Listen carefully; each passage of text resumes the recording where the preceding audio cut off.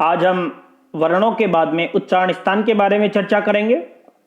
तो आइए हम देखते हैं एक एक वर्ण और उनका उच्चारण स्थान, उनकी संज्ञा और किस स्थान से उनका उच्चारण होता है, उनको हम बारे में हम चर्चा कर रहे हैं।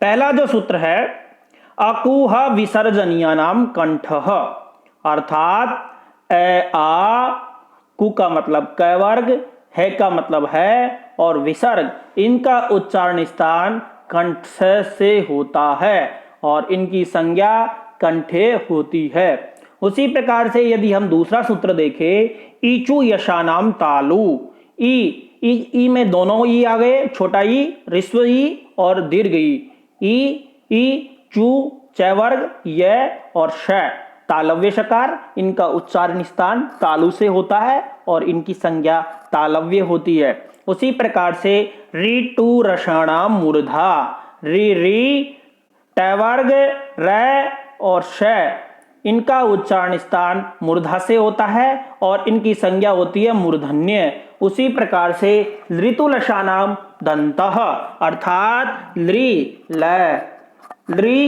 तो ट वर्ग ल और श, इनका उच्चारण स्थान दांतों से होता है, दंत्य संज्ञा होती है इनकी। उसी प्रकार से यदि हम पांचवा सूत्र देखें, उपपदमानीयानाम ओष्ठो, उपपदमानीयानाम ओष्ठो अर्थात उ प वर्ग और उपपदमानीय प और उपपदमानीय फ, इनका उच्चारण स्थान होठों से होता है, ओष्ठ्य संज्ञा इनकी होती है। उसी प्रकार से यदि हम देखें, यम गणना नाम नासिका च, अर्थात य मैं ग न, इनकी का उच्चारण स्थान होता है नासिका से और इनकी संज्ञा होती है नासिक्य।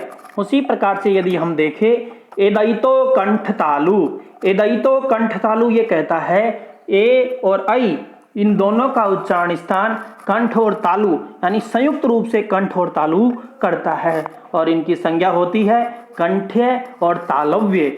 ओदौतो कंठोष्टम, ओ और औ, इन दोनों का उच्चारण स्थान कंठ और ओष्ठ से होता है, इनकी संज्ञा कंठ्य और ओष्ठ से होती है। वकारस्य दंतोष्टम, व का उच्चारण स्थान दंत और ओष्ठ से होता है और इनकी संज्ञा होती है दंत्य और ओष्ठ्य। और उसी प्रकार से यदि हम अगला सूत्र देखें, 10वां, जिव्यामूलीयस्य जिव्यामूलम, जिव्यामूलीय वर्ण भी क और ख होता है, उसमें विसर्ग में इनका उच्चारण किया जाता है वैसे, और इनका उच्चारण स्थान होता है जिव्या मूल और इनकी संज्ञा होती है जिव्यामूलीय। और लास्ट और अंतिम है नासिका अनुस्वार से, और अनुस्वार का उच्चारण स्थान हमेशा नासिका से होता है और इनकी संज्ञा नासिक्य होती है। इस प्रकार से हमने आज उच्चारण स्थानों की चर्चा की है और आगे भी